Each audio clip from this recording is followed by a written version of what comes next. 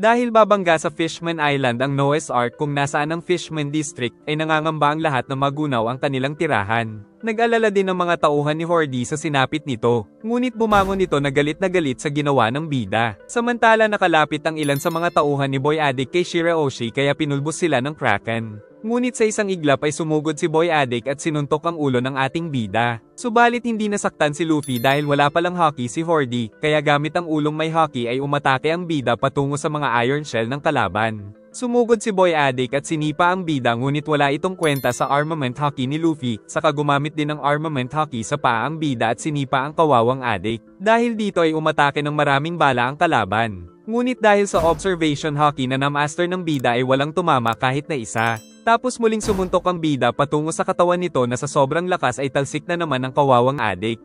Subalit ang isa pang malagim na sasapitin ng Fishman Island ay hindi nila mapipigilan dahil sa sobrang laki ng tatama sa kanila na tinatawag na Fishman District kaya naisip ng lahat na ito na ang katapusan nilang lahat. At mula sa itaas ay nahulog si Wadatsumi patungo sa plaza. Muling nakabangon si Boy Addict kaya nagtaka si Luffy kung bakit buhay pa ito. Nang makita niya ang ginawa ni Vanderdecken ay naisip na hindi naman ito kasali sa plano nila, samantala si Decken ay sabik nang makita ang prinsesa. Giit ni Decken na dahil hindi tinanggap ni Shirahoshi ang kanyang pag-ibig ay wawasakin na lang nito ang buong Fishman Island. Dahil isang kadena pa lang ang nahulog ay malaking pinsala na ang nagawa sa isla. Nagtanong si Wadatsumi kung paano na siya, sagot ng kapten niya na kasama na lang din ito sa magiging sacrifice. Kinabahan maging ang mga bata ni Hordy nang makita ito. Tapos nagulat ang lahat dahil biglang nawala doon ang prinsesa. Dahil nagtungo pala ito sa harap ng Fishman District upang hindi na ito bumangga pa sa Fishman Island, kaya mas na-inlove sa kanya si Decken. At balak na lang mag-sacrifice ni Shirahoshi upang hindi mawasak ang Fishman Island. Ngunit inatake ito ni Decken gamit ang patalim.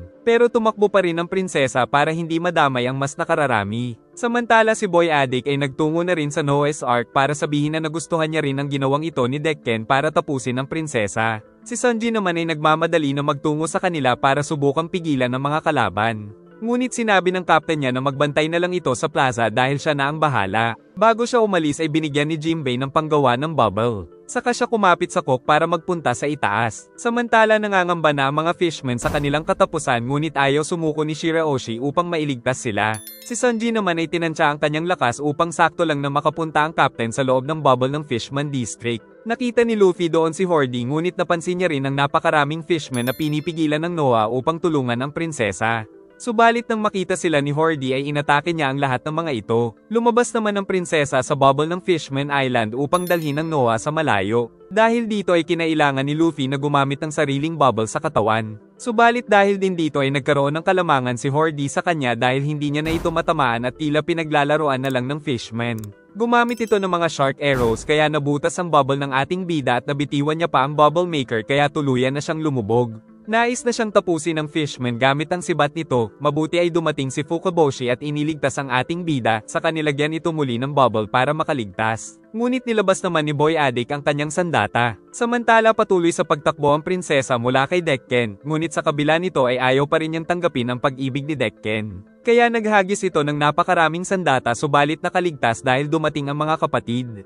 Giit ni Ryuboshi na hindi rin maaaring masira ang Noah's Ark dahil tirahan din ito ng mga fishman. Kaya sinabi ni Manboshi na kailangan ay lumangoy paakyat si Shirahoshi. Nagpasalamat ang bida sa pagliligtas sa kanya. Subalit hinahabol pa rin sila ni Hordy. At sumugod ito gamit ang patalim na palikpik ngunit nakailag si Fukaboshi. Subalit nagpatuloy sa pag-atake kaya nahiwa ang mga isda.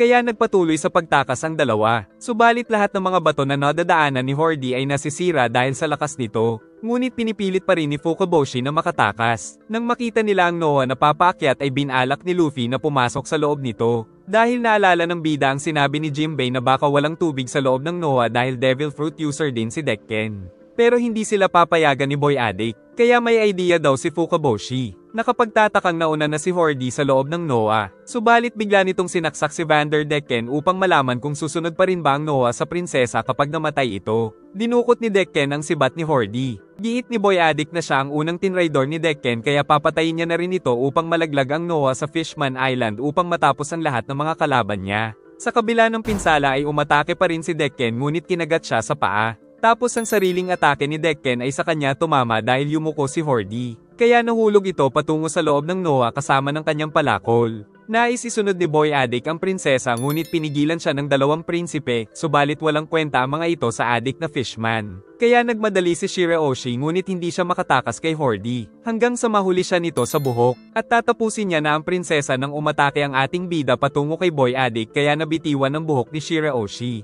Sa ibaba naman ay umiiyak si Wadatsumi dahil iniwanan siya ng kanyang Captain Vander. Ngunit sinabi ni Zeo na ang ibig sabihin ng captain nito ay siya na ang bahala sa plaza. Nang mapaniwala ang Giant Monk ay binigyan nito ni Zeo ng energy steroid. Kaya naman naging addict na rin ang Giant Monk at agad na sumugod at natalo ang Kraken sa isang suntok. At nais nitong isunod ang Straw Hat Pirates. Sinuntok nito si Jinbei kaya gumamit ang Fishman ng napakalakas na sipa kaya nasaktan ang Giant Monk hanggang sa matumba ito at tumalsik si Nami dahil sa impact kaya nagalit si Sanji at sinipa sa ulo si Wadatsumi kaya natanggal ang epekto ng energy steroid. Pagkatapos ay pinagsasampal ni Robin ang mga tauhan ni Hordy. Ginawa lang merienda ni Hyuzo ang mga energy steroid. Samantala si Zoro ay kinalaban naman si Nuro na tauhan din ni Boy Addict. Si Hyuzo naman ay tuluyan na ring naging addict tulad ng pinuno nito dahil sa pagkain ng maraming energy steroid pills. Kinakalaban pa rin ni Zoro ang Fishman nang sabihin nito na mahina daw si Nuro. Kaya ginamit ng Fishman ng napakaliwanag na ilaw nito para walang makita si Zoro saka ito hiniwa. Ngunit nakaligtas pa rin ang Straw Hat Swordsman at ang ilaw niya ang hiniwa nito.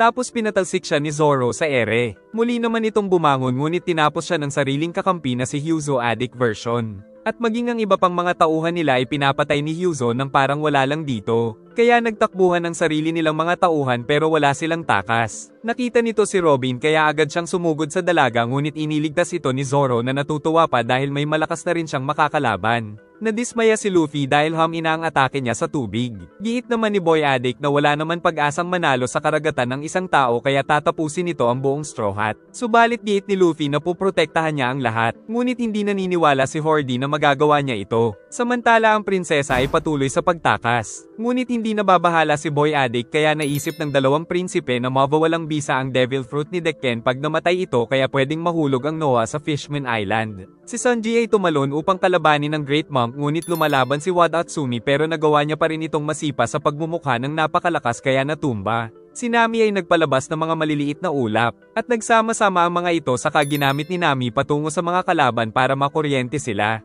Maging si Ikaros ay nakuryente din ito dahil lumapit ang mga kasama. Napansin ni Zeo na masyadong concerned si Sanji sa dalaga, kaya naisip nilang unahing patayin si Nami para manghina daw si Sanji. Dahil invisible ay nahawakan ni Zeo ang mga paa ng dalaga. Saka lumapit si Ikaros para tapusin siya. Ngunit biglang humarang si Brook kaya sinuntok ito ng Squid Fishman. Tapos nagtataka siya kung bakit hindi gumagana ang kanyang sandata. Sagot ni Brook na wala kasi siyang laman at puro buto lang. At nang dumating si Frankie ay sinapok niya lang si Boy Ikaros. Nang mapansin ni Brook na natapakan niya pala ang mukha ni Zeo. Ngunit para hindi mapahiya si Zeo ay sinabi niyang parte ito ng kanyang strategy. Samantala sila Chopper at Daruma ay naghahabulan sa ilalim ng lupa. Dahil sa dalawa ay gumuguho ang lupa sa itaas. Si Usopp naman ay balak paslangin ni Dosen habang nakatalikod. Ngunit biglang lumabas si Chopper kaya tinamaan nito ang Fishman. At plano pala ng dalawa na gumawa ng mga tunnel. Saka umatake si Usopp patungo sa loob nito kaya nagkaroon ng pagsabog sa lahat ng lagusan sa ilalim ng lupa at tinamaan si Daruma. Dahil ganito din ang ginawang strategy ng dalawa sa nakalaban nilang naguhukay sa Alabasta Kingdom. Subalit buhay pa rin ang dalawa nilang kalaban kaya nang hihingi si Usopp ng backup kay Chopper ngunit nawawala ang kasama. Saka kumain ng energy steroid ang lahat ng mga officer ni Hordy kaya sabay-sabay silang naging malalakas na addict. Samantala si Zoro ay kalaban si Hyuzo na na-overdose na rin ng gamot.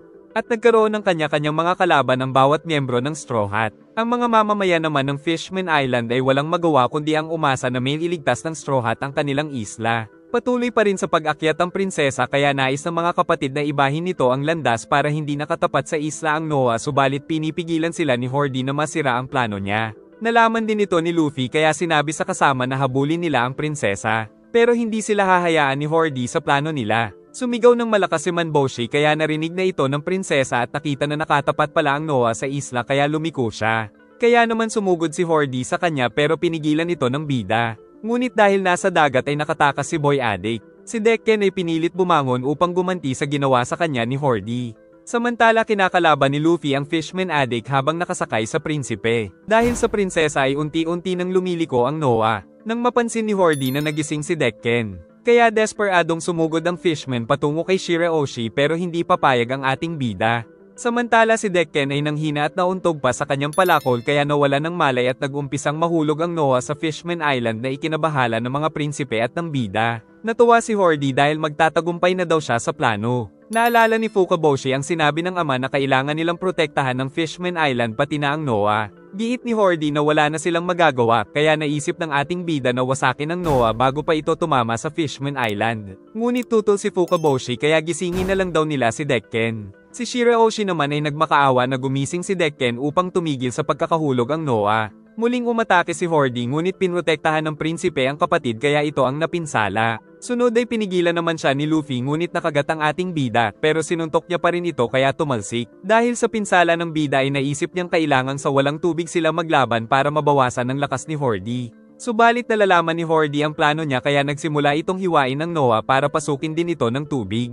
Umatake ang bida ngunit nasaksak lang ang kanyang kamay. At napatakbo na lang si Luffy dahil papaputukin na naman ito ang bubble niya. Kaya umiwas sa napakaraming atake nito. Inutos ni Fukaboshi sa kapatid na iligtas nito si Luffy habang pinipigilan niya si Hordy. Napatalsik nito ang bida ngunit iniligtas ni Shirahoshi. Samantala si Fukaboshi ay gumamit ng ultramarine technique patungo sa kalaban pero nakailag ito at sumugod sa kanya. Kaya naman nakipagsabayan ng atake ang prinsipe sa Fishman Addict. Subalit hindi maganda ang kinalabasan para sa prinsipe. Kaya isusunod na daw ni Hordy ang ating bida. Ngunit muling bumangon si Fukaboshi sa kabila ng pinsala nito. Kaya muli niya itong inatake ng sibat. At nagawa naman ng prinsipe na mapatalsik ang sandata nito. Saka tinanong niya kung bakit gano'n na lang ang galit ni Hordy sa mga tao. Nagulat ang prinsipe nang malaman ng dahilan. Kaya naman natusok siya ni Hordy nang walang kalaban-laban saka itinapon sa malayo. Nakatanggap si Luffy ng tawag mula sa Neptune's Army dahil handa na raw sila. Dahil kanina ay ipinag-utos pala ni Fukaboshi na maghanda sila ng hangin para sa bida. Nakita ni Luffy na ang hinanda ng mga ito ay mga air tank. At balak din pala nila itong gamitin sa Noah para mapabagal ang pagbagsak nito sa Fishman Island ngunit hindi ito madaling gawin. Sumugod si Hordy sa prinsesa pero pinigilan ng bida. Saka winasak ni Luffy ang sandata nito sa likod at sinuntok niya pa ito ng haki sa pagmumukha.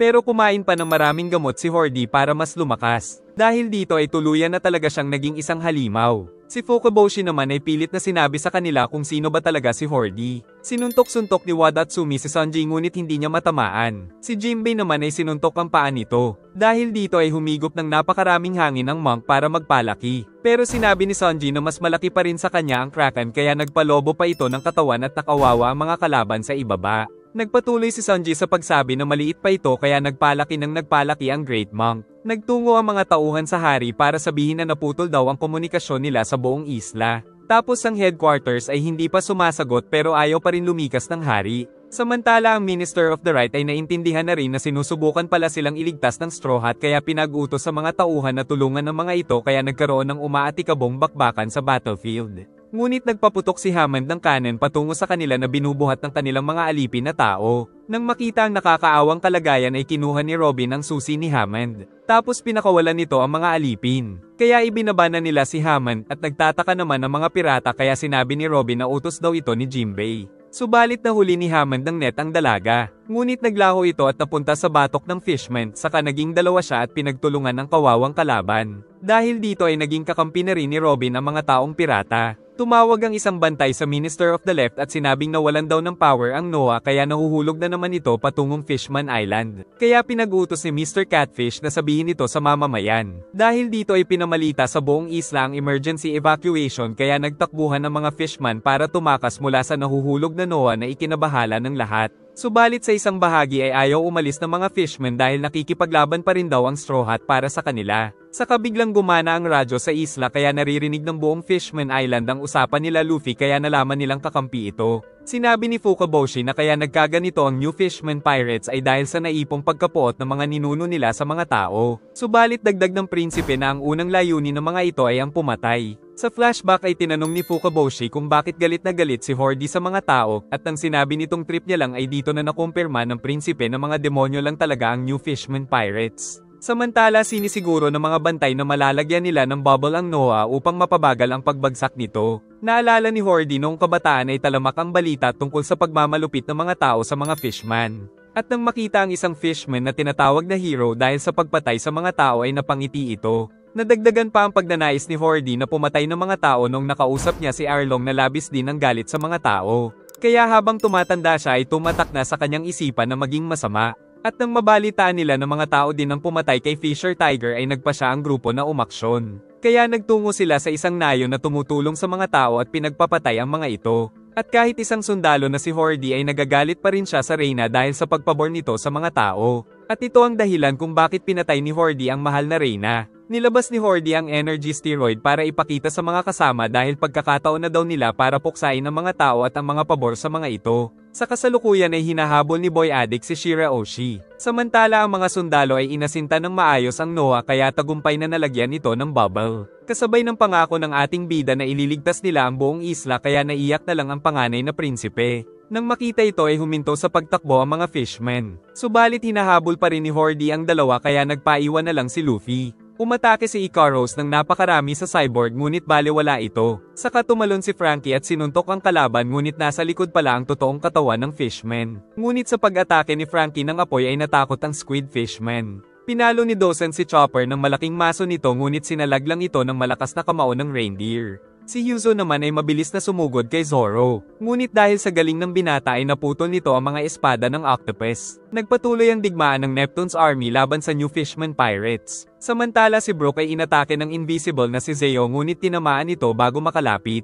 Ngunit ayaw pa rin itong mapahiya sa mga bata niya kaya sinabing sinadya niya ito para masira ang espada ni Brook. Muli itong nagtago at sumugod na tagumpay namang nakapitan sa leeg ang Soul King kaya natanggal ang ulo. Naisip ni Zeo na panalo na siya sa laban. Nang magsalita si Brook at kusang bumalik ang ulo sa katawan nito. Tapos ipinakita ni Brook ang bago niyang natutunang teknik na may kakayahang gawing yelo ang tatamaan ng espada kaya natuwa si Usopp nang makita ito. Pero nakatakas naman si Zeo sa kanya. Sumugod si Daruma kay Usopp habang may apoy ang katawan nito. Ngunit hindi pa rin tumigil ang sniper pero hindi niya ito matamaan. Subalit sinabi ni Usopp na nakapag-set up na siya ng trap. Sumugod si Hordy sa ating bida kaya sinalubong niya ito gamit ang jet bazooka. Pero tila na-absorb lang ng katawan nito ang impact. Kaya muling naghanda ng espesyal na atake si Luffy na nag-aapoy pa katulad ng kapangyarihan ng kanyang yumaong kapatid kaya nayanig si Boy Addict ngunit sa pagtalsik nito ay nabutas naman ang Noah. Pero natuwa pa rin ang lahat ng malaman na nagawang matalo ng ating bida ang kinatatakutang pinuno ng New Fishman Pirates. Nagtungo sila Luffy sa Noah upang siguruhing patay na ito. Samantala natatakot na ang mga bata ni Boy Addict sa balitang narinig kaya nagtakbuhan ng mga ito pero pinigilan silang lahat ni Zeo sa pagtakas dahil alam niyang hindi daw matatalo si Hordy. Sinabi na mismo ng mga tauhan nila na mga baliw ang mga pinuno nila. Kaya nagalit si Dosen at sinisisi ng mga tao daw ang dahilan kung bakit sila naging baliw. Napaisip ang mga fishmen sa sinabi ni Dosen ngunit sinabi ni Madam Charlie na ang mga tao ang nagliligtas sa kanila ngayon. Patuloy na inatake ni Zeo ang sariling mga tauhan. Ngunit ang isa ay nailigtas ni Brook kaya nagpasalamat ito sa kanya. Samantala si Wadatsumi ay hindi pa rin nilalabas ang hinigop na hangin para mapahanga ang Cook subalit dahil rin dito ay tatapusin na siya nila Jinbei at Sanji. Nang makita ni Zoro na wala ng pag-asa ang octopus ay umalis na siya. Subalit naghanda naman ng asido si Yuzo. Giit ni Usopp na tatapusin niya na rin ang kanyang kaharap. Samantala si Chopper ay nag-transform na naman ng beast mode kaya natakot sila maging si Usopp dahil alam niyang hindi ito nakokontrol ng reindeer. Pero tumawa si Chopper dahil nakokontrol niya na pala ang beast form. Si Hordy naman ay buhay pa pala ngunit labis ang pinsalang natamo. At ikinagulat ng mga sundalo ang nakita dahil kumain na naman ng napakaraming energy steroid si Hordy. At nang makita ito ay nabahala na rin ang ating bida.